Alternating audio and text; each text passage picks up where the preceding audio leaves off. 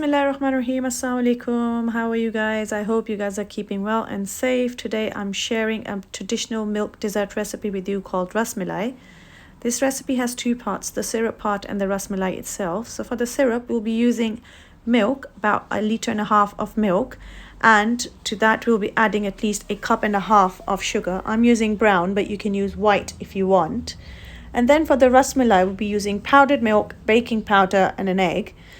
So for powdered milk, I'm using the brand Nido, but you can use any powdered milk you can find. So I've got 1 cup of powdered milk. To that, I'll be adding a teaspoon of baking powder, and then I'll be adding an egg.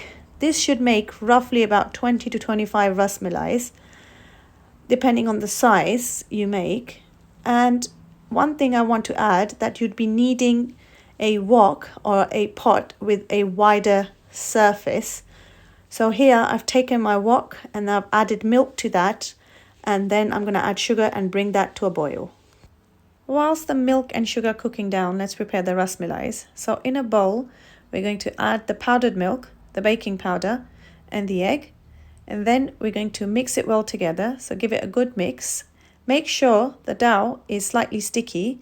Now we're going to make a ball out of that, and using the tip of our finger, press it down in the middle slightly to make a little dent. Doing so, we'll prepare all our ras malais. Now let's check back on that milk. So it's been cooking on medium heat for a while now, and all the sugar has been dissolved. Now we're going to add our ras malais one at a time.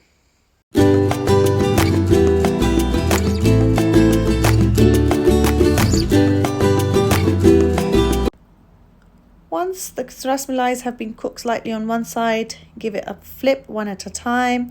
And as you can see, the size of the ras malai is now increasing.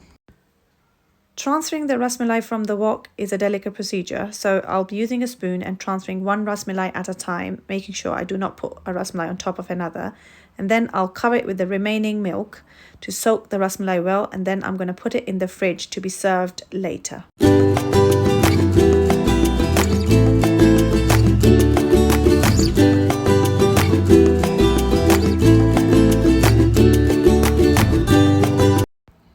I hope you enjoyed the recipe.